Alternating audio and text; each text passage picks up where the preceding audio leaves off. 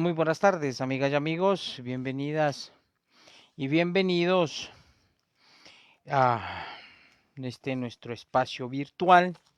Hoy 27 de abril del año 2022 nos encontramos acá pues compartiendo este espacio cibernético con ustedes, estudiantes del séptimo semestre de la Facultad de Derecho de la Universidad de San Carlos de Guatemala.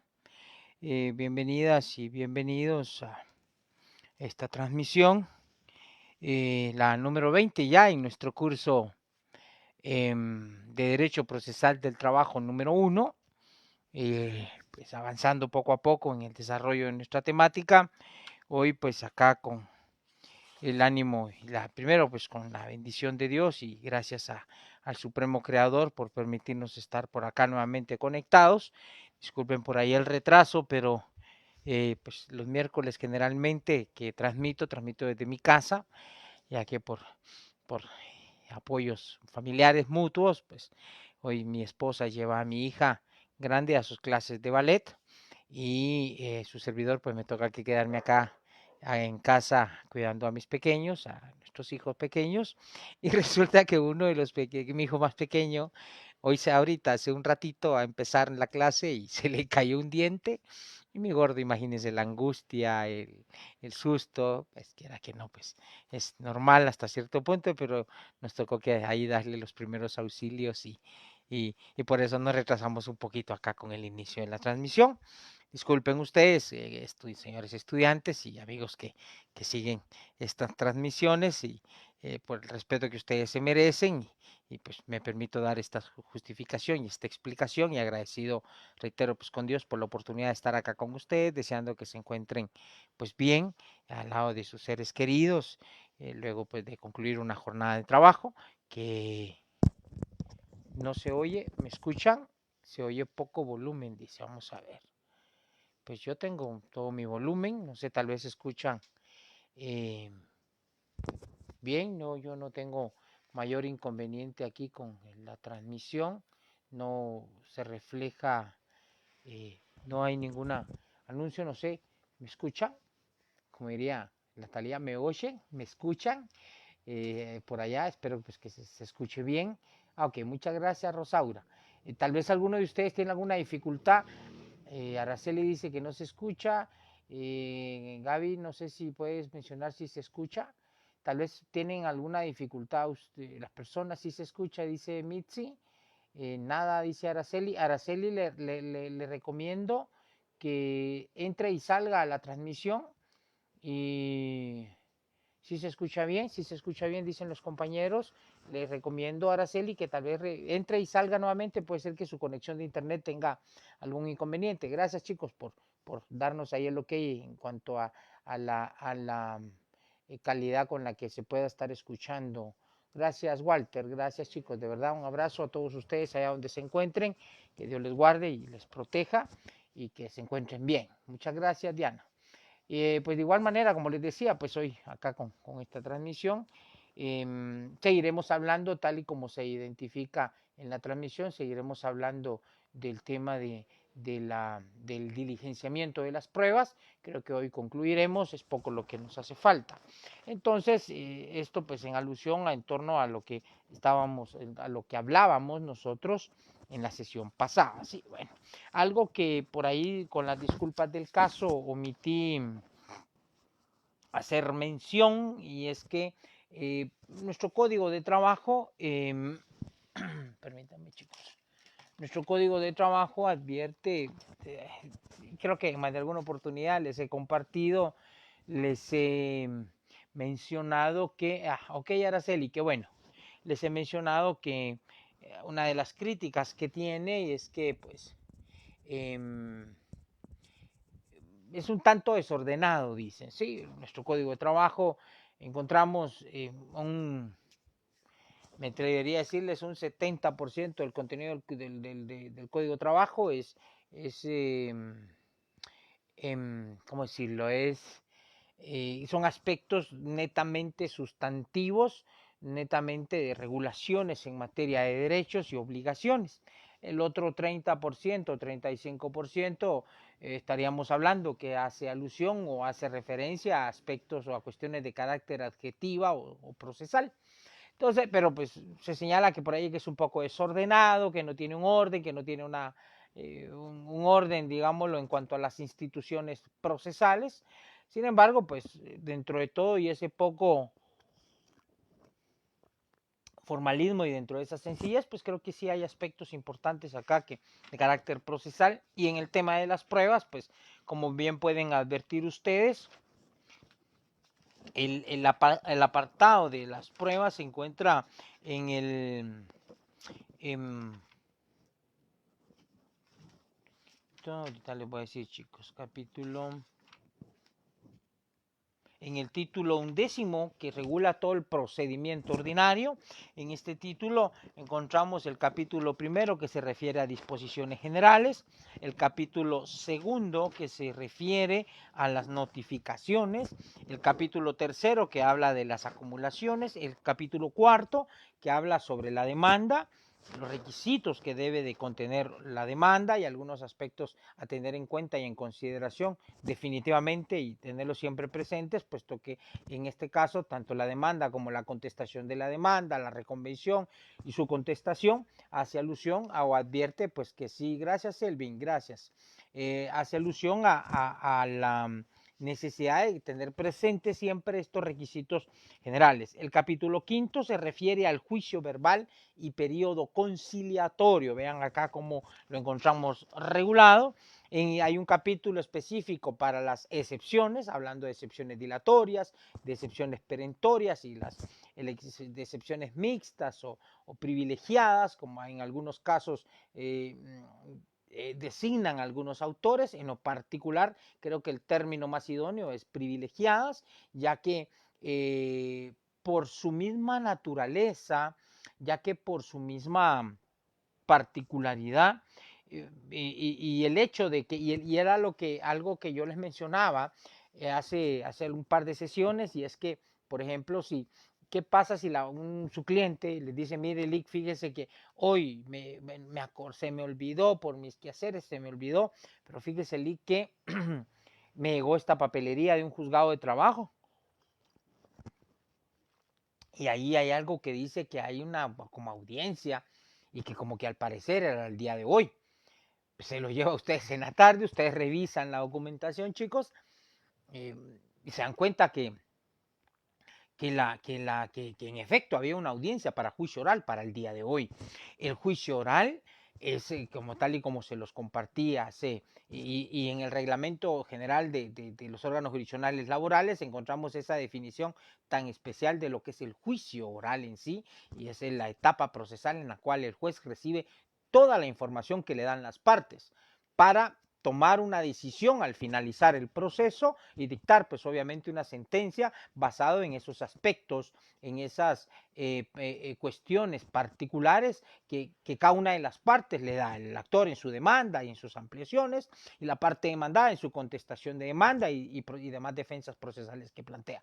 Pero esto se genera en la audiencia a juicio oral. Es la etapa en donde el juez recibe y las partes le dan al juez toda la información, no solo las cuestiones de carácter fáctico, es decir, los argumentos que plantean, sino que también las cuestiones de carácter probatorio. Y luego, en este caso, pues también dentro de esas mismas etapas encontramos el planteamiento de defensas y retomando lo que hablábamos de las excepciones privilegiadas, resulta que si ustedes hoy que ven y se dan cuenta que su cliente les da la documentación, era la audiencia, y su cliente le dice, mire, fíjese Lick, que yo tengo acá unos documentos, y mire, uno como no sabe estas cosas, no le presta tal vez importancia, pero no sé qué tanto me vaya a perjudicar. Y saben ustedes que obviamente si la parte demandada no llega a la audiencia de juicio oral, la ley laboral es muy clara y tajante al señalar que, bueno, si el demandado no llega a la audiencia de juicio oral, el juez lo declara, bueno, el efecto es declararlo rebelde y el juez debe dictar sentencia dentro de las 48 horas siguientes.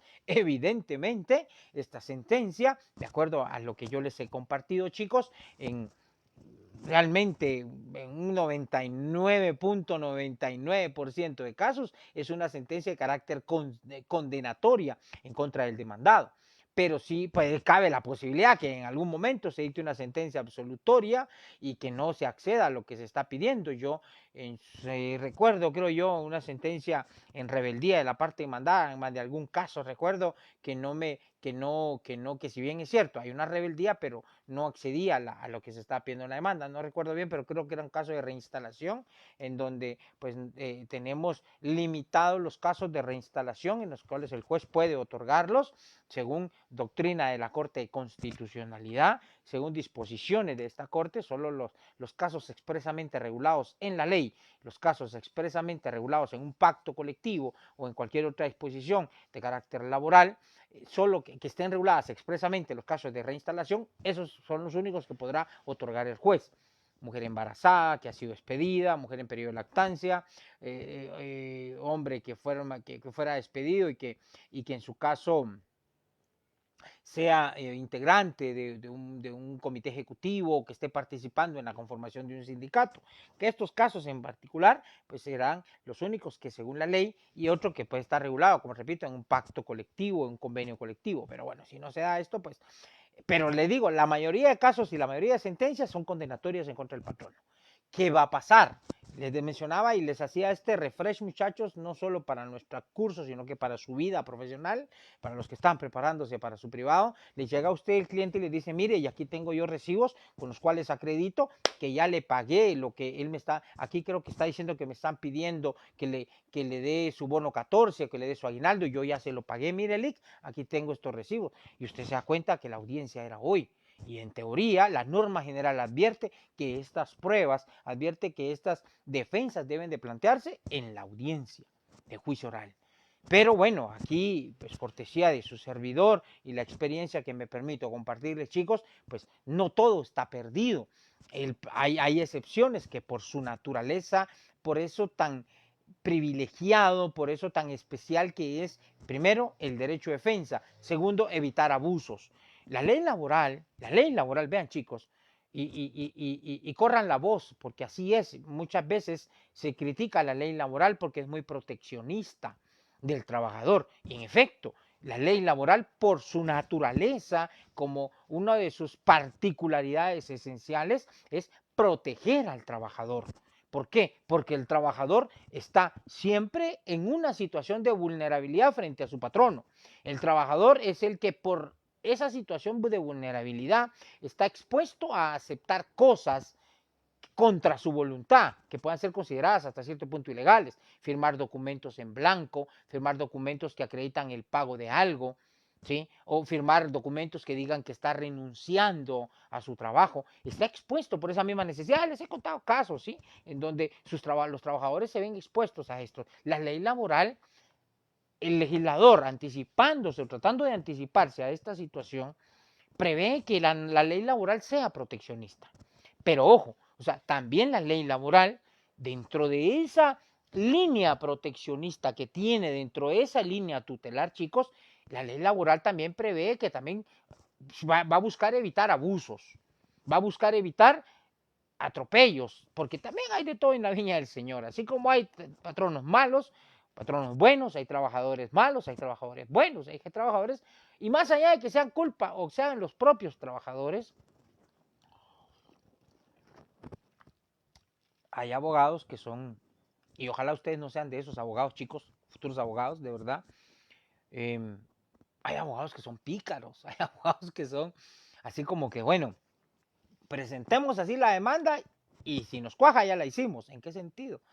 Hoy, por ejemplo, tuve una demanda, una audiencia, me llevó bastante tiempo, o sea, créanme, bastante tiempo. Eh, pues hubo contestación de demanda, fue oral, hubo planteamiento de excepciones dilatorias y presentaron un bagaje probatorio muy amplio, principalmente de carácter documental. El trabajador reclamando prestaciones desde el año 2013 hasta el año 2019, 2020 dice, señala en la demanda. Digo el trabajador porque es el que comparece, ¿sí? Reclamando que nunca le pagaron aguinaldo, que nunca le pagaron bono 14, que nunca le pagaron bonificación incentivo, que nunca le pagaron que nunca usó vacaciones. Entonces, em, la construcción de esa defensa que hizo el abogado, oralmente muy hábil, muy sagaz, la hizo adecuadamente, me argumentó y me señaló, me hizo una relación, disculpen la bulla, pero aquí pasan, aquí vivo en una calle, frente hay una calle principal que pasan muchos vehículos, disculpen, pues el trabajador, o bueno, quien hizo la demanda, en nombre del trabajador, plantea ese tipo de reclamaciones. Imagínense, bueno, en este caso, la defensa, el patrono llegó, el abogado llegó como mandatario, hizo el planteamiento defensivo, hizo planteó su plataforma fáctica, en fin, pasó, hizo todo lo planteó adecuadamente y me presentó y le digo, me llevó bastante tiempo porque sí, el bagaje probatorio fue bastante amplio, me presentó documentos con los que acreditaba el pago de todas las prestaciones que él debía, incluso había hasta un finiquito en donde le pagaban lo último cuando él ya dejó de prestar sus servicios, le pagaron indemnización y le digo, el patrono, el que hizo la demanda, el profesional, o bien, pues a veces no son abogados, los abogados a veces llegan solo a la audiencia y hay oficinas que se dedican, perdónenme la expresión, a huizachear y son huizaches los que hacen estas demandas y presentan las demandas así, hay que el patrono demuestre, y como la carga probatoria a la larga es del patrono, pues el patrono viene y demuestra. Entonces lo hacen trabajar a 1 horas extras porque, digo horas extras porque si la gente fuera honesta, porque si los profesionales del derecho fueran honestos, no harían esas demandas así, no las harían. O sea, ¿por qué no ser honesto? Y el Código de la Ley del Organismo Judicial exige que los mismos abogados actúen con lealtad procesal, que los mismos abogados sean los que presenten. Claro, algunos me dirán en defensa de esas demandas que plantean con datos y con reclamaciones exorbitantes, me dirán, pero mire, es lo que me dice mi cliente. Bueno, lo dirá en su defensa. Pero bueno, voy a aquellos casos en donde es el abogado o es el profesional o el huizache el que hace la demanda por iniciativa propia en esos términos, buscando obtener un beneficio, buscando obtener un pago, una cuestión de carácter económico que ya no le corresponde. ¿Por qué? Porque si en tiempo se pagaron las prestaciones y si hay constancias, no solo del pago, sino que constancias contables, bancarias que acreditan que efectivamente se pagó, no chicos, eso no es honesto. Entonces, hoy lo traje a colación porque sí es importante que seamos leales, que actuemos con lealtad. Conozco muy buenos profesionales del derecho, no solo de nuestra amada Universidad de San Carlos, sino que de universidades privadas, que hacen planteamientos muy objetivos, muy honestos y muy transparentes. Pero hay otros, principalmente les digo, estas oficinas que se dedican a hacer demandas por maquila, tipo huizachería, estos de verdad piden todo y si algún patrono por mala pata, por mala suerte, no llega a la audiencia, se va rebelde, pasa alguna situación, híjole, imagínense, incluso hay quienes piden hasta reajustes salariales, piden que señala, mire, a mí solo me pagaron 2.000 quetzales o 1.500 quetzales mensuales, quiero reajuste salarial, y la ley establece que tienen derecho, es cierto, pero ¿por qué no actuar con honestidad? Y traigo esto a colación porque ¿qué pasaría? Repito, si en este caso los demandados no llegan, como el cliente que hipotéticamente yo les planteaba. Bueno, ustedes saben, y adentro, ya regresando al tema que hablábamos de las defensas procesales, estas excepciones privilegiadas permiten hacer uso de ellas en cualquier estado del proceso, porque aún así, pudiendo ser rebelde, el hecho de que se vayan rebeldes y que el juez dicte una sentencia en una primera instancia de carácter condenatorio y le esté condenando a pagar, esto, bueno, en primer lugar, digámoslo de cierta forma, no está escrito en piedra. O sea, existe forma a través de una excepción de estas privilegiadas, como la excepción de pago, ¿sí? Que puede plantearse en cualquier estado del proceso hasta antes de dictarse sentencia en una segunda instancia. ¿Qué implica esto? Que si ustedes no llegan a la audiencia, ¿sí? Y por ejemplo, la audiencia fue hoy, bueno, ustedes inmediatamente por escrito hagan comparecer a su cliente, señale el lugar para recibir notificaciones y presentado este recurso, presentado este memorial, perdón, en donde lo están haciendo comparecer, donde están señalando el lugar para recibir notificaciones, presenten un segundo escrito en donde estén planteando una excepción de pago. No la denominen perentoria, porque las excepciones perentorias, por disposición del segundo párrafo del artículo 342 del Código de Trabajo, las excepciones perentorias se plantean con la contestación de la demanda. Pero si ustedes no llegaron a la audiencia, evidentemente no pudieron contestar la demanda. Entonces, si la plantean como perentoria, se la rechazan. Yo he rechazado excepciones planteadas así, porque el momento procesal oportuno para plantear estas excepciones es con la contestación de la demanda. Y la contestación de la demanda por disposición adjetiva del Código de Trabajo debe de hacerse en la audiencia de juicio oral, ¿sí? Y para ello tienen que estar presente el sujeto procesal que va a plantear esta excepción, esta contestación de demanda y esta excepción perentoria. Ha pasado, chicos, tal vez algún colega que escuche la transmisión por ahí nos orientará o les orientará a ustedes de mejor manera. Ha pasado que algunos profesionales, como su cliente no llega, presentan un memorial en donde están contestando la demanda. Eso no es legalmente viable, esto procesalmente hablando no es viable. La persona que va a contestar la demanda tiene que estar en la audiencia de juicio oral, no vía remota, no va a poder llegar y presento esto. No, la ley no prevé esto. Deben de estar presentes en la audiencia. Bueno, pero repito, por supuesto que no llegaron, por alguna diversa razón no llegaron, existe aún estas figuras procesales, como estas excepciones privilegiadas, que pueden plantearse en cualquier estado del proceso. Ojo, y dice, y pueden plantarse hasta antes de la vista en segunda instancia. ¿Qué puede pasar con esto? Por ejemplo, ustedes,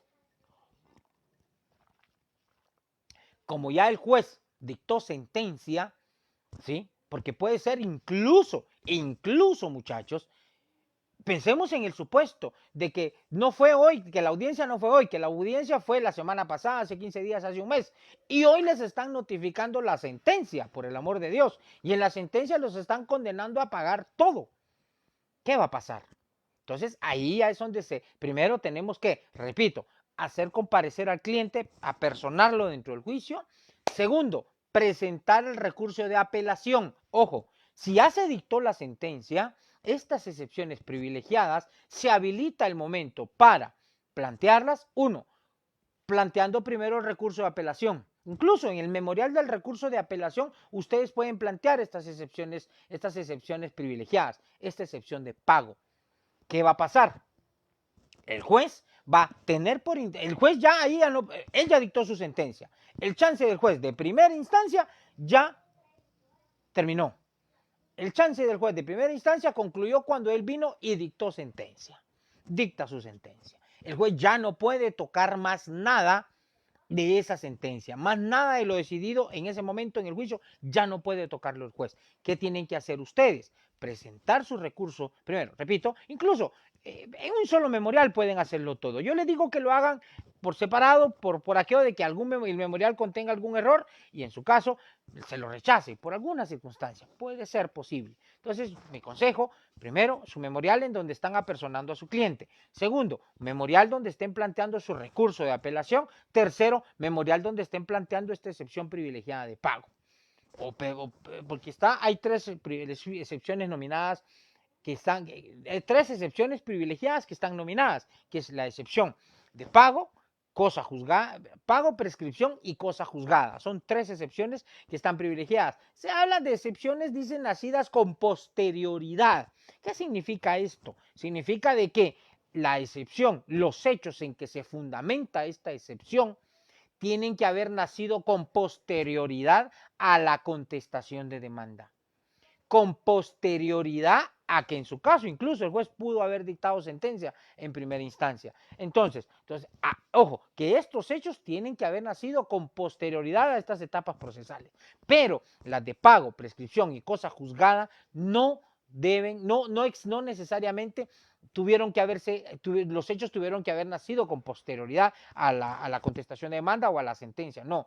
La ley prevé, repito, que en estas circunstancias la persona a quien tal vez injustamente se le esté sancionando con imponerle una sanción, un castigo económico, condenarlo a pagar prestaciones, indemnización y daños y perjuicios, pues pueda defenderse aún todavía. Incluso, muchachos, hablando del tema de la prescripción, y aquí voy a concluir este análisis en torno a estas defensas, la prescripción incluso, por ejemplo, puede ser que el trabajador presentó su demanda fuera de los 30 días que establece el Código de Trabajo para presentar su demanda reclamando la indemnización. Puede ser, sí, pero puede ser que el patrono, pues repito, por confiado, por dejado, no acudió a la audiencia. Entonces, pero ya estaba prescrito el derecho. Entonces el legislador dijo, bueno, si ya está prescrito un derecho, si ya se ha consumado una prescripción, bueno, dejemos que se plantee como una excepción privilegiada también. Y ustedes plantearán en su caso, entonces ya automáticamente eso les va a eximir de pagar indemnización y daños y perjuicios. Imagínense, a veces, en muchos casos, chicos, los montos que corresponden a daños y perjuicios son mucho más altos de los montos que corresponden a prestaciones e indemnización. Ojo con eso. Entonces, la ley establece esto. ¿Y por qué lo traigo a colación? Porque a la larga,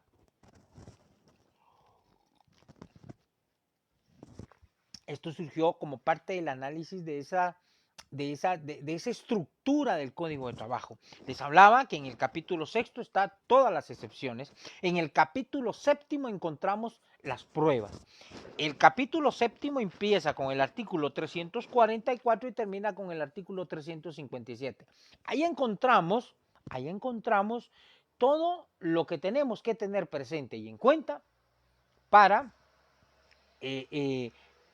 aportar medios de prueba, cómo va, en su caso, dentro de ese poco formalismo, dentro de esa sencillez, cómo va a diligenciar el juez, cómo va el juez a empezar a recibir las pruebas, cómo la van a aportar las partes, cómo las va a presentar o aportar dentro del proceso. Rapidito, Selvin, las prestaciones de carácter, entre comillas, irrenunciables, si no están reguladas en un pacto colectivo, o en general, prescriben en 2 años. Ya si están reguladas en un pacto colectivo, prescriben en 4 meses. Esto lo encuentra usted, Selvin, en el título octavo, capítulo primero, siempre del Código de Trabajo. En el título octavo, capítulo primero, encontramos prescripción. ¿Sí? Ahí en este capítulo primero, artículos 258 al 268, encuentra todo lo relativo a la prescripción. ¿Estamos? Ahora bien, regresando a nuestro tema. Con el tema de las pruebas, en el artículo 300, bueno, ya vimos en la sesión pasada que regula el 344, 345, 346, recordando un poquito de lo que hablábamos al inicio de nuestras clases, cuando yo les hablaba de los principios que rigen, que regulan, los principios procesales que regulan la parte adjetiva o procesal del Código de Trabajo. El 346 exige que todas las pruebas deban recibirse en la primera audiencia.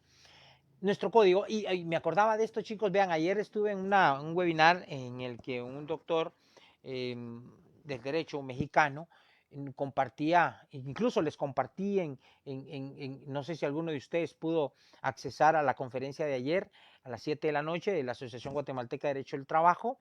Yo les compartí el link para que pudieran accesar, para que se inscribieran, y ya inscrito les llegaba el link para accesar vía Zoom o la página de esta asociación. Si no pudieron verla, los invito a que vean. Ayer estuvo un doctor mexicano, se me va el nombre ahorita. En México se encuentra atravesando por un proceso de reforma laboral en materia procesal laboral en su país. Más de 110 millones de mexicanos están entrando o buscando cómo adaptarse a un nuevo modelo o una nueva tramitación de procesos laborales. Allá pues han habido algunas etapas de modificación. No conozco acá con gran amplitud el proceso, pero de lo que recuerdo que compartía el expositor ayer en ese webinar, primero pues hubo necesidad de una reforma constitucional, porque por disposición constitucional fue que ellos antes el juzgamiento de casos laborales estaban sujetos a jueces, a competencia de jueces civiles o jueces comunes.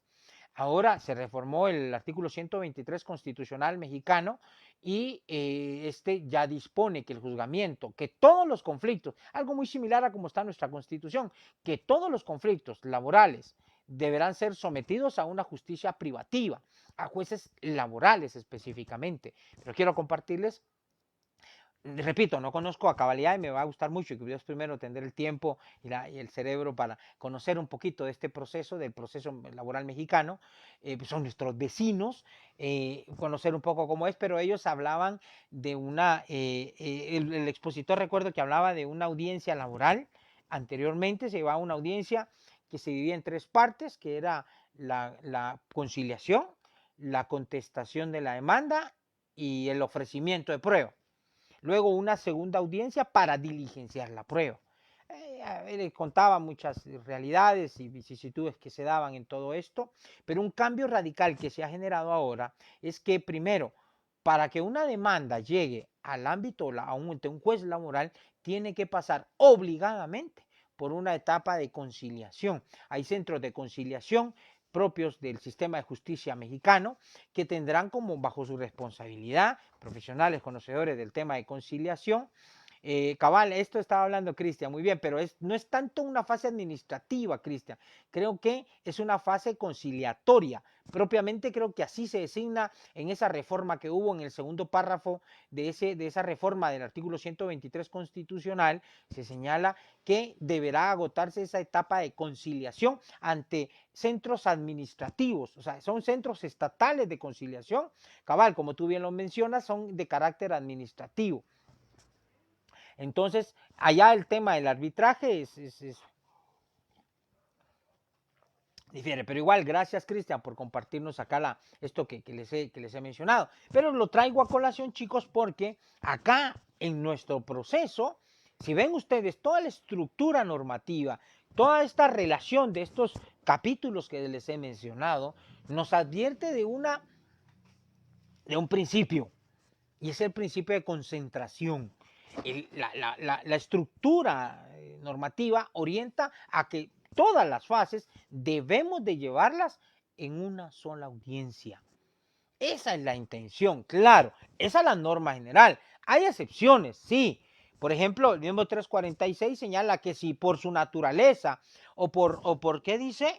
O por imposibilidad del tribunal, porque claro, el tribunal tiene cargadas, no tiene solo un caso, o sea, tenemos miles de casos bajo nuestro conocimiento. Tenemos una agenda de audiencias, en algunos órganos jurisdiccionales de 4, en algunos de 5 audiencias. Tenemos obligación, evidentemente, de cumplir con estas audiencias. Puede ser que tengamos una audiencia programada y si ya estamos en etapa del diligenciamiento de pruebas y podemos recibirla en otra audiencia, la ley nos permite que podamos señalar otra audiencia, una segunda audiencia, excepcionalmente una tercera, e incluso si hay pruebas que tenemos que recibir que se encuentre fuera del país, podemos fijar términos extraordinarios de prueba. Pero, repito, en nuestro caso, a diferencia del proceso laboral mexicano, allá pueden haber creo que hasta 2 o 3 audiencias. Acá nosotros, nuestro código, la estructura, cómo lo encontramos establecido en el código, esta regulación sí que sea en una sola audiencia. 346 es claro, todas las pruebas deberán recibirse inmediatamente. ¿Por quién? Por el juez en la primera audiencia.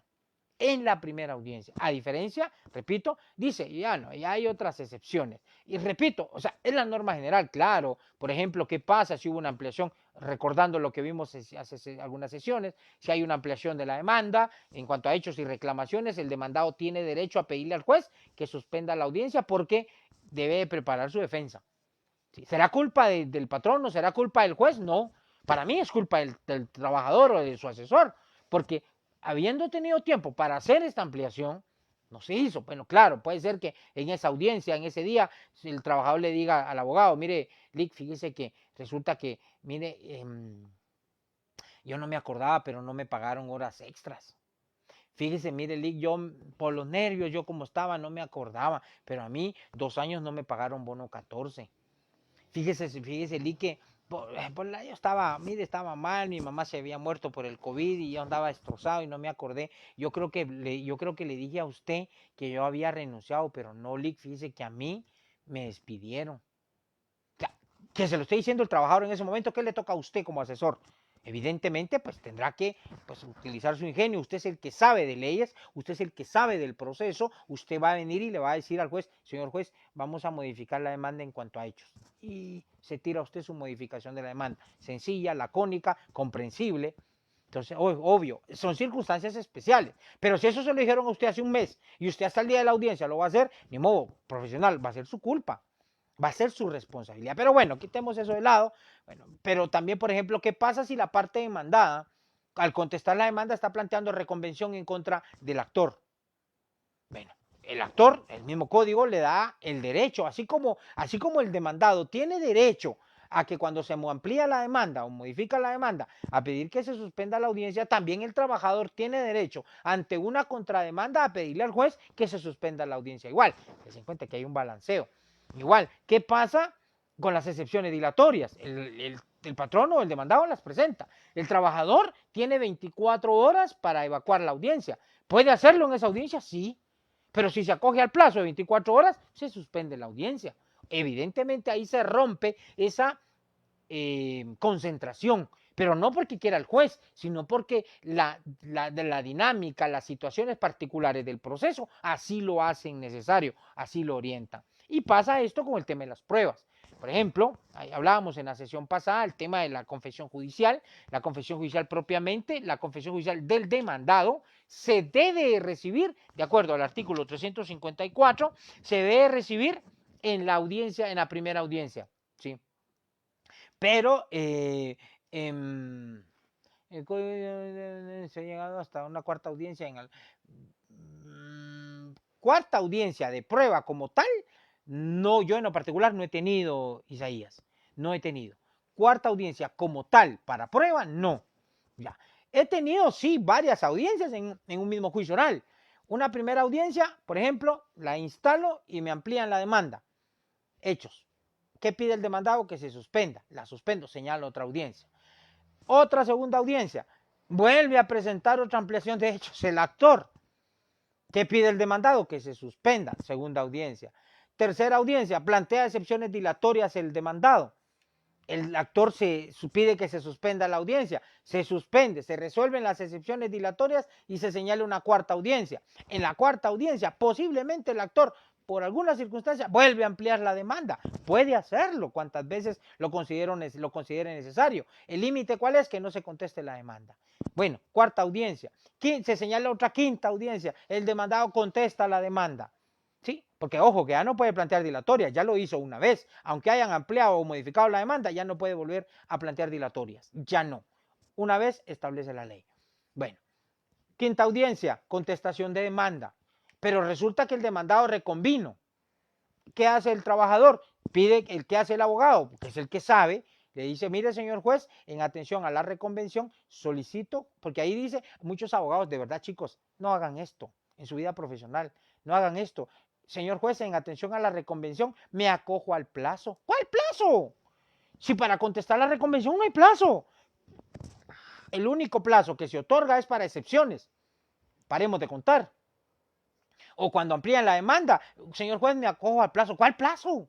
El código no establece plazo para pronunciarse sobre la ampliación de la demanda. Le dice al juez, el juez señala y le dice a la parte, mire, usted puede contestar la demanda en este momento o la suspendemos.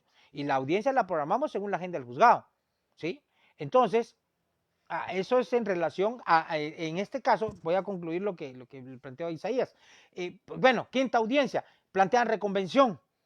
¿Qué dice el trabajador? Señor juez, quiero que se suspenda la audiencia para preparar mi contestación de la reconvención. Sexta audiencia. Ahí ya van 6 audiencias, imagínense. Puede darse. Yo he tenido casos en donde han habido múltiples audiencias. ¿Sí? Bueno, sexta audiencia, se recibe la contestación de la reconvención. ¿Qué procede? Diligenciar prueba. En esa prueba se va a diligenciar y se va a recibir todo lo que las partes estén ofreciendo. Pero si el demandado pidió la confesión judicial del actor, ¿sí? Allí el 354 nos permite ahí entramos dentro de las audiencias de prueba, específicamente para prueba. De ahí la ley, de acuerdo al 346, segundo párrafo, dice que si por su naturaleza, en el caso de la confesión judicial, su naturaleza, su diligenciamiento exige o advierte o prevé que la confesión judicial del trabajador se reciba en otra audiencia. Obviamente, es lo de verdad, técnicamente es lo más idóneo, es lo mejor que pueden hacer, que venir y preparar a su cliente para una eventual confesión judicial. Discutir usted, abogado asesor, con su trabajador, con su cliente, discutir la contestación de la demanda. Mire, aquí está diciendo esto y esto y esto. ¿Qué pasó? Platiquemos. Mire, porque sobre los hechos de la contestación de la demanda se van a basar las preguntas de la confesión judicial del trabajador. Y le van a preguntar sobre eso. Y pero si el trabajador no sabe o se pone nervioso y decide y resulta aceptando algo que no hace, que no le conviene o que no procede su aceptación, por eso mismo, para que preparen a su cliente, yo les aconsejo, vengan una segunda audiencia. La audiencia que fija el juez. Consejo sano. Es decisión de ustedes. El reglamento interior de los juzgados de trabajo advierte que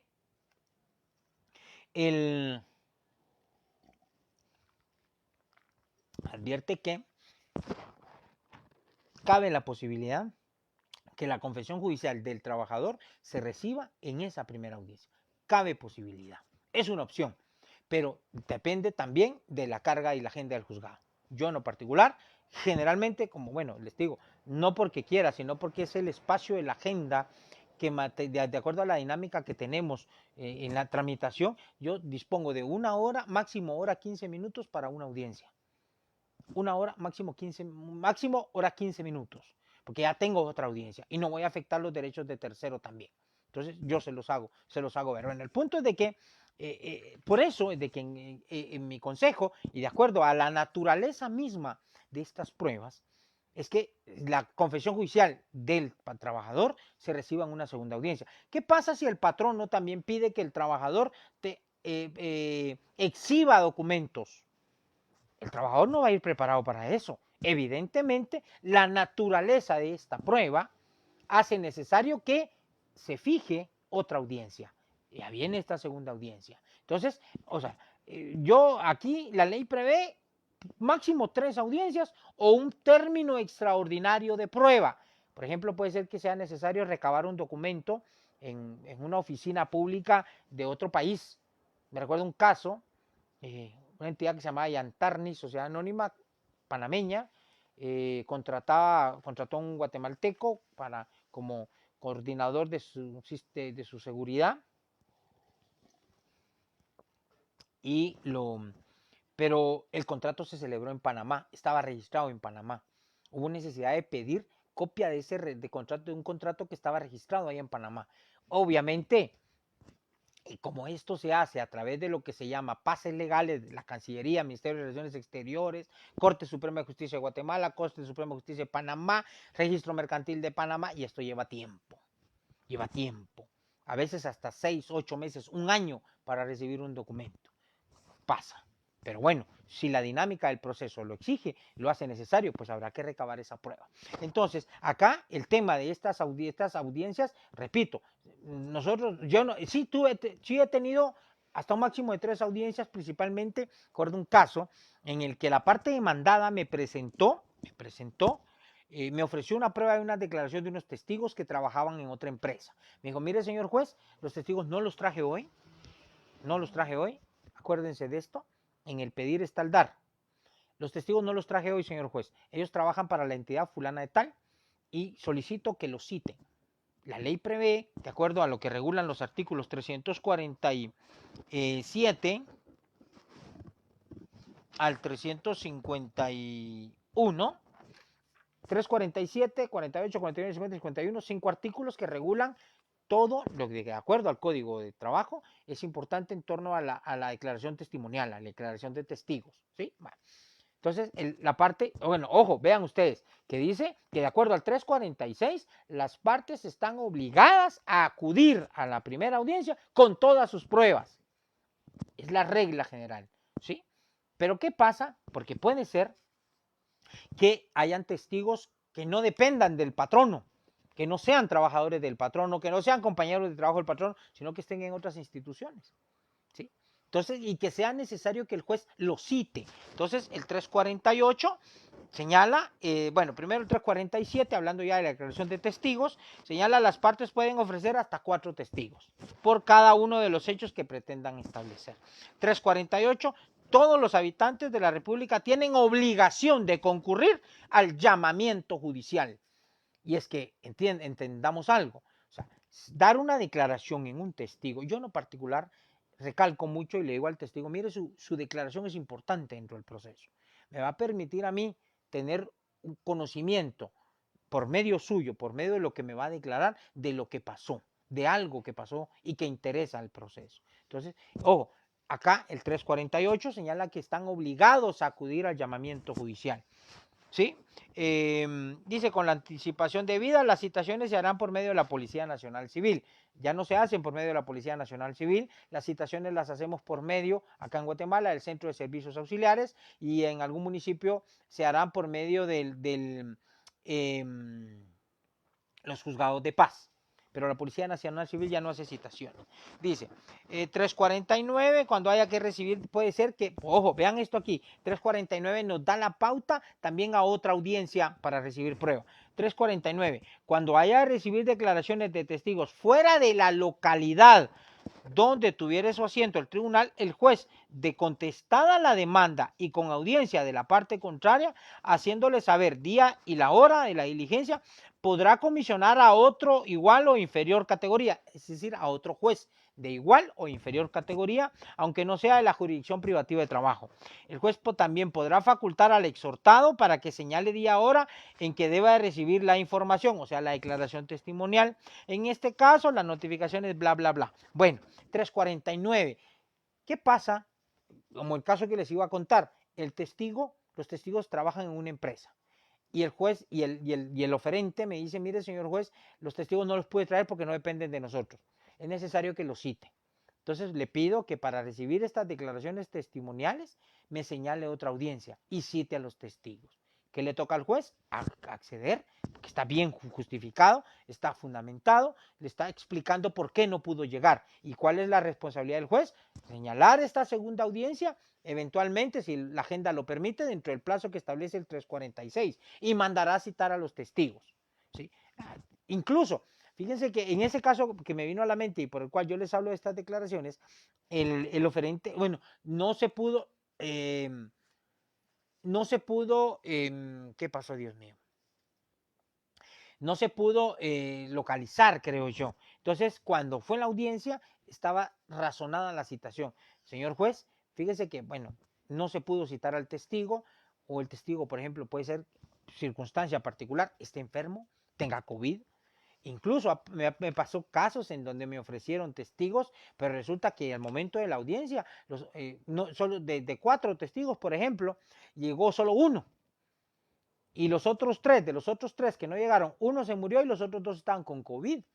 Entonces, mire, y incluso aquí aplicando supletoriamente, creo que esto ya lo vieron en su curso de Derecho Procesal Civil y Mercantil, incluso acá, si usted, aplicando lo que regula el Código Procesal Civil y Mercantil, en el caso de que no llegaran todos los testigos de los 4 que propuso, solo llegó uno, el Código Procesal Civil y Mercantil permite, le da la opción, y ahí es donde el juez tiene que preguntar, y así lo hago, le digo, mire, la parte demandada, usted ofreció 4 testigos, solo vino uno, ¿qué pasó?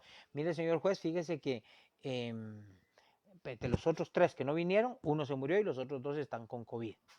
Bueno, entonces yo le doy la opción, porque así lo permite la ley. Le digo, mire, usted ante esta circunstancia tiene 2 opciones. Primera, que se reciba la declaración del testigo que está presente, pero ya no puedo recibir las declaraciones de los otros.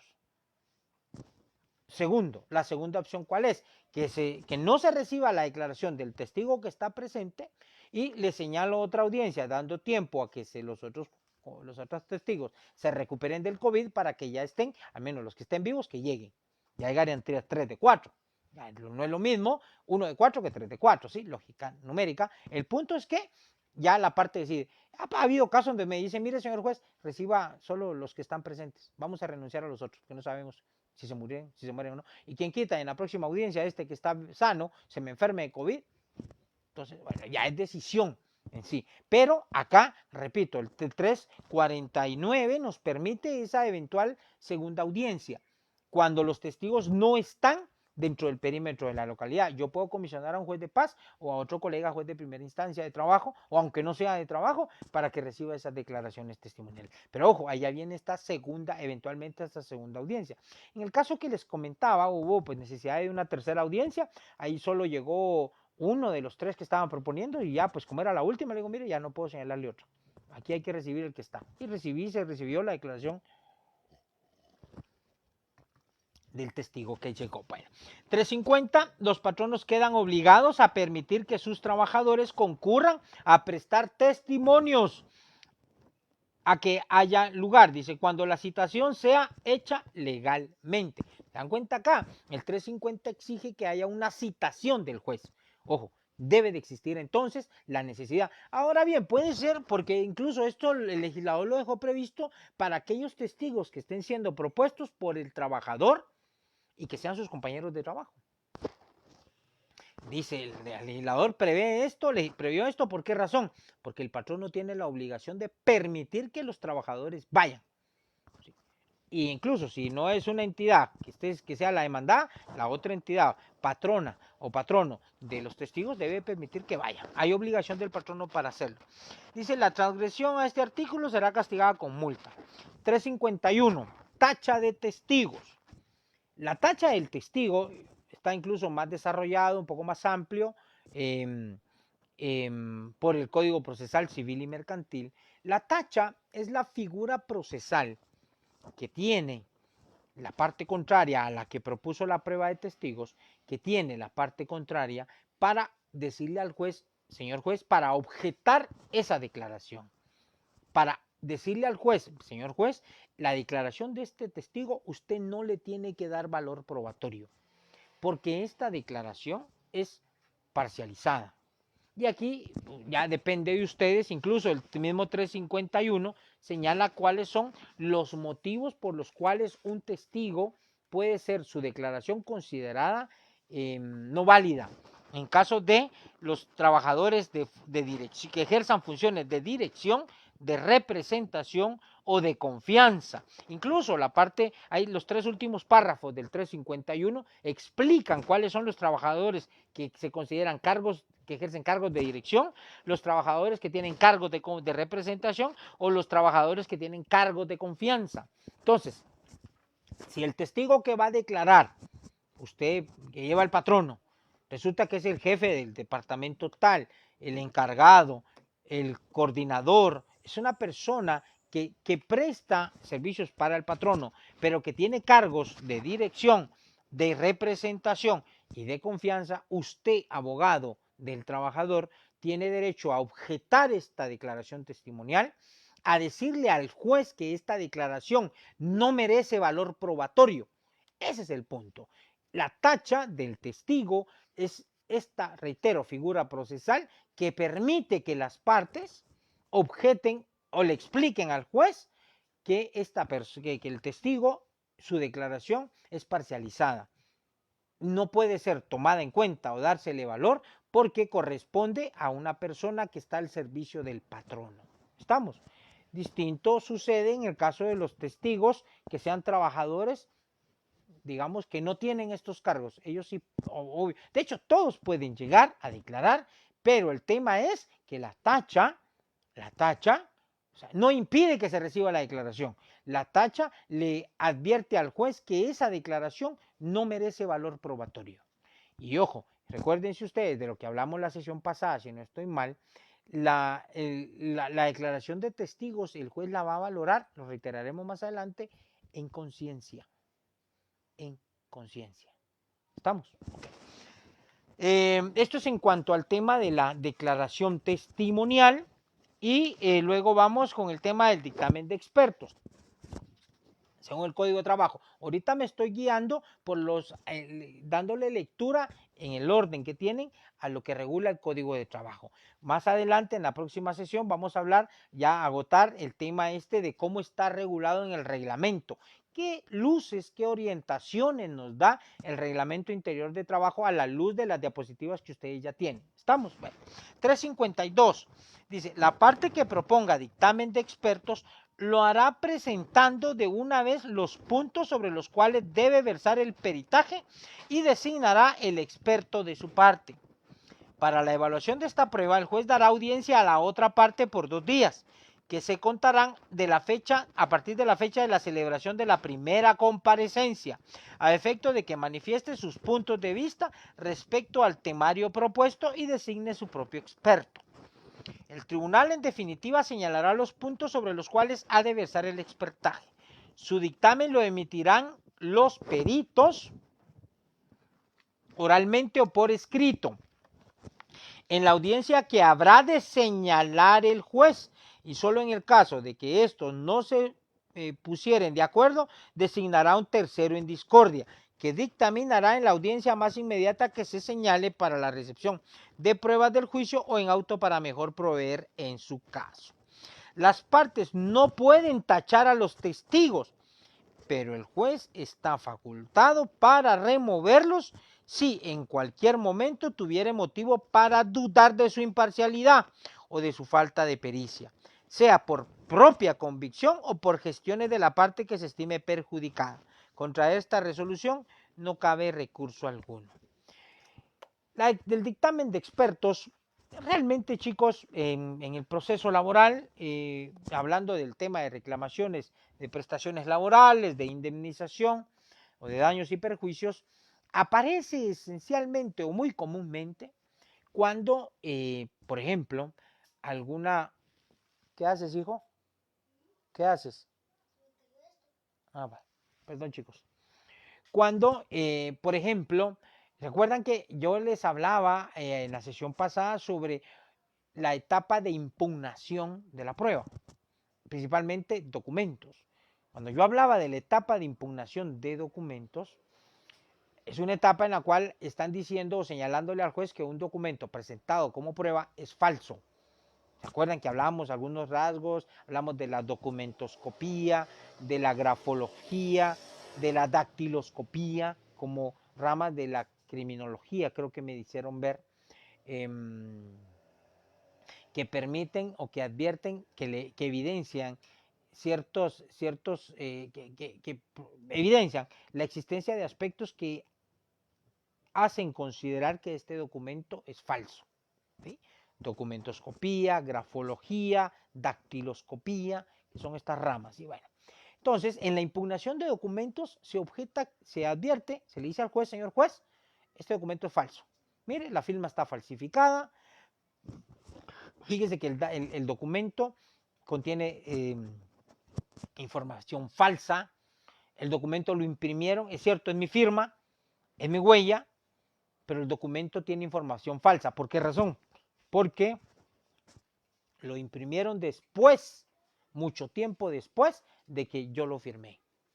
Bueno, entonces se crea esa controversia, ¿sí? Entonces, dentro de las pruebas, generalmente las partes piden un dictamen de expertos, que un perito del INASIF, previo pago de las, ¿cómo es la palabra? De los honorarios, porque el INASIF pues aporta dictámenes gratuitos en procesos penales.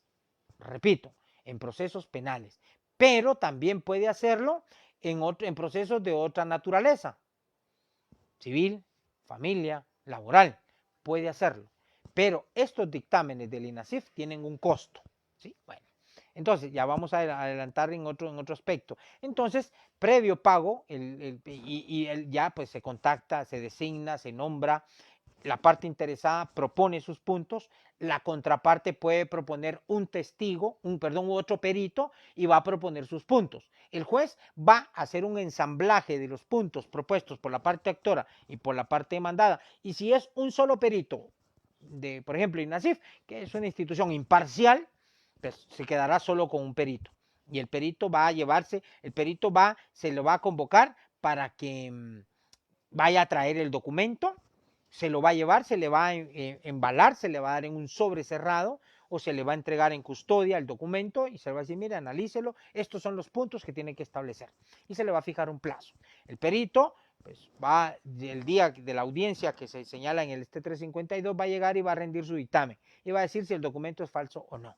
Esto es, digamos, en pocas palabras, el procedimiento dentro de la impugnación de documentos, ¿sí?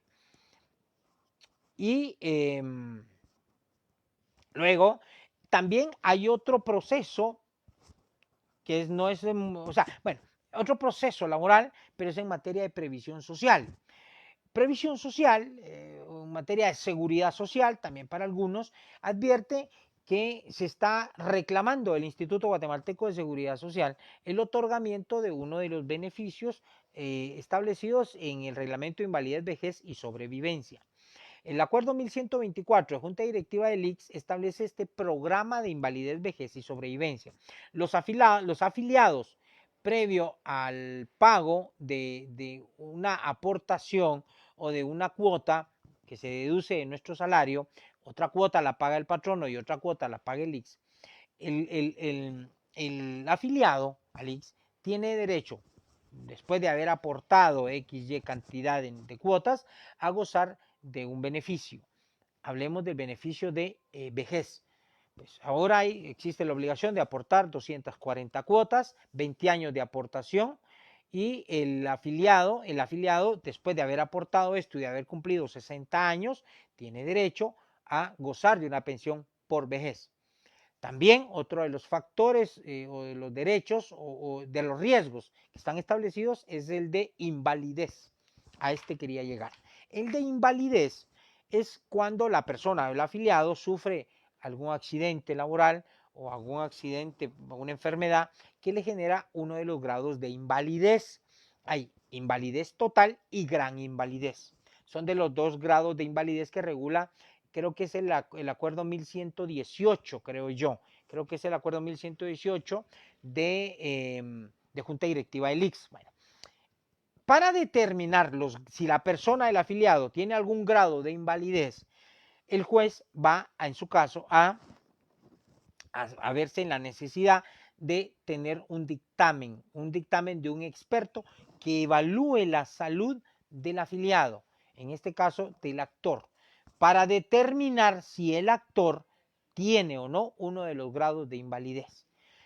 El afiliado, el actor comúnmente, va a pedir esta prueba, va a designar su experto. Comúnmente piden que se nombre un experto del INASIF o un neurólogo o alguien, un galeno del sistema de salud estatal, del ICS o de alguna institución estatal. Van a proponer su experto. El ICS va a proponer su experto. Se va a hacer esta dinámica de que se va, repito, el actor va a proponer su experto y sus puntos, el demandado su experto y sus puntos, el juez va a ensamblar los puntos y va a determinar qué es lo que tienen que establecer los dos expertos. Si hay coincidencia en los dictámenes, se acabó.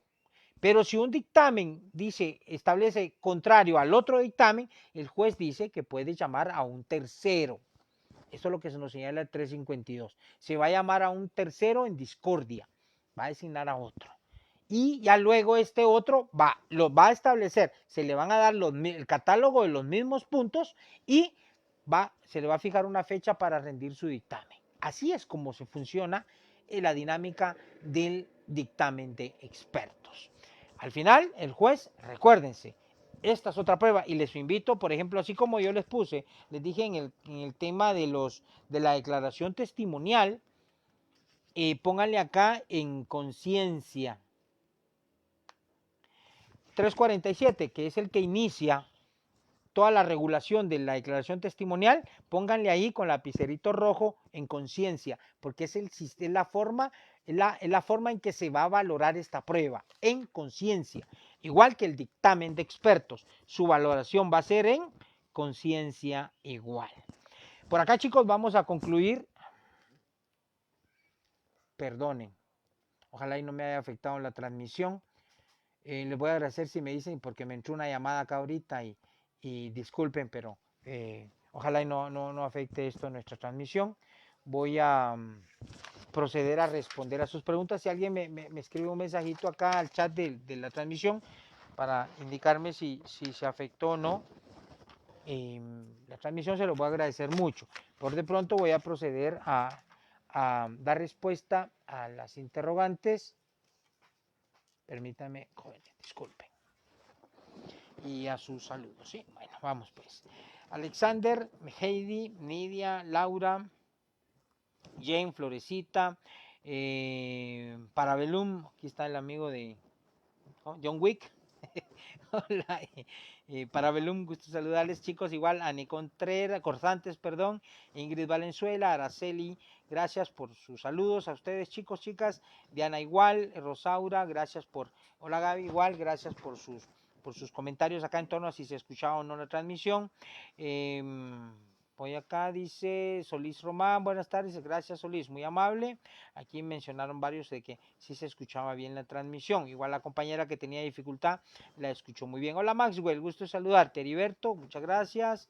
Noemí, Daniel, Araceli, Lick, bendiciones, gracias Aura Leticia, Mayra Álvarez, Marlen Reyes, hola Marlen, gusto saludarte. Selvin López, las prestaciones renunciables, ya te hablé sobre la prescripción. Selvin, gracias, a la orden. Cristian González, en México la fase administrativa, sí es parte de lo que estábamos hablando sobre el proceso laboral. Lick, buenas tardes, dice Isaías, el Código de Trabajo, en el artículo 346, da a conocer diversas circunstancias en las que puede llegar hasta una tercera audiencia. Si ha llegado hasta una cuarta audiencia, en algunos casos, ya te comenté, de que pues he tenido mayor cantidad de audiencias, pero no específicamente por el tema de prueba. Paola Ruiz, ¿qué significa cuando dicen que se evacúa la audiencia en 24 horas? Esto esencialmente, Paola, es en torno a las excepciones, tanto dilatorias como perentorias o las privilegiadas, que el 344 señala que la parte con el segundo párrafo, 344 dice, dentro de las 24 horas siguientes a la audiencia, el actor, porque se entiende que las excepciones en general las plantea la parte demandada, puede ofrecer las pruebas pertinentes para contradecir las excepciones del demandado. Ojo, también no dejen de lado el hecho de que el actor puede llegar a asumir papel de demandado también cuando ha sido reconvenido. Entonces, el actor que inicialmente era el demandado, pero por la reconvención se convierte en actor, también tiene derecho a, dentro de las 24 horas que se le otorgan de plazo, a ofrecer las pruebas que considere pertinentes. Esas 24 horas es para plantear argumentos y ofrecer pruebas sobre las excepciones planteadas dentro del proceso. Mayra Álvarez, solo hay plazo de 24 horas para ampliar. No, Mayra, no, nada que ver. Ahí nada que ver, Mayra, no. Repito, el plazo de 24 horas, métanselo en su cabecita, chicos, chicas, es solo para ofrecer pruebas, en la mayoría de casos, en el tema de las excepciones. Para ampliar la demanda, la ampliación de la demanda puede hacerse, el 338 regula los momentos, ahí no hay plazo, Mayra, no confunda. Daniel dice, licenciado, dos preguntas, ¿qué significa tacha de testigos? Lo repito rápidamente, la tacha de testigos, la tacha es la figura procesal, la figura establecida en el código en materia procesal, porque aquí también entra la tacha de testigos del proceso civil y en el proceso laboral, ambas tienen la misma finalidad y es hacerle ver al juez que esa declaración dada por el testigo no merece valor probatorio porque está viciada por alguna circunstancia en particular. Acá el 351 señala cuáles pueden ser considerados como aspectos que generan una eventual tacha de la declaración del testigo, es decir, que esa declaración no puede ser tomada en cuenta, no puede dársele ningún valor probatorio. La poligrafía podría entrar como medio de prueba en un proceso laboral. Es que entendamos algo, la poligrafía es una rama de la investigación criminalística, digámoslo así. Acá, ¿qué va a interesar en la poligrafía o dentro del proceso? ¿A qué le va a interesar esto? Va a ser básicamente por medio de la prueba de un dictamen de expertos que se va a introducir esta rama de la ciencia criminalística, si no estoy mal, que se va a introducir dentro del proceso, pero es un tipo de dictamen de experto, un experto en poligrafía, ¿estamos? La poligrafía, recordemos que pues es así, es aquella maquinita que le ponen a uno y le hacen preguntas y detecta, entre comillas, si uno está mintiendo o no en las preguntas que le hacen a uno. Gracias, Ingrid, muy fina por tu comentario. ¿Oíste? Wendy Juárez, todo bien, gracias, Cari. Gracias, Yasmín Barrientos, gusto saludarte. Gracias, Andrea. Marlen, muchas gracias igual. Número del acuerdo del IX. Hay dos acuerdos, el 1124, que es el que regula el programa de invalidez, vejez y sobrevivencia, y creo que el 1118 es el que regula lo relativo a los grados de invalidez, ¿sí? 1124, Marisela, del programa de invalidez, vejez y sobrevivencia, y 1118, que creo que es el que regula el tema de la invalidez. Vicky, gracias por compartir. No, es un gusto, Vicky, gracias, y es un gusto igual, muy fina. Agradezco mucho tus comentarios. Dios te bendiga igual. Argelia, muchas gracias, bienvenida. Gracias, Alicia, muy amable. María Andrea, feliz noche igual.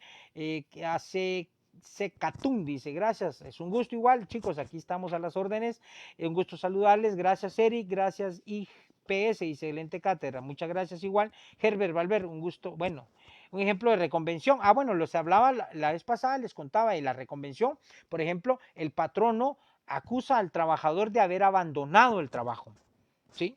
Lo acusa y le dice, mire que por el abandono usted me causó daños y perjuicios y lo estoy reconviniendo para que usted me pague esos daños y perjuicios. Es un ejemplo típico de las reconvenciones. En demandas en contra del Estado, un ejemplo típico, chicos, por ejemplo, ha pasado que alguna persona que está prestando servicios técnicos o profesionales también es pensionado del Estado, está recibiendo una pensión y las regulaciones o el cuerpo normativo, la ley de clases pasivas, establece que si la persona pues, vuelve a ser contratada y a prestar un servicio, debe dar aviso para que se suspenda el pago de la pensión.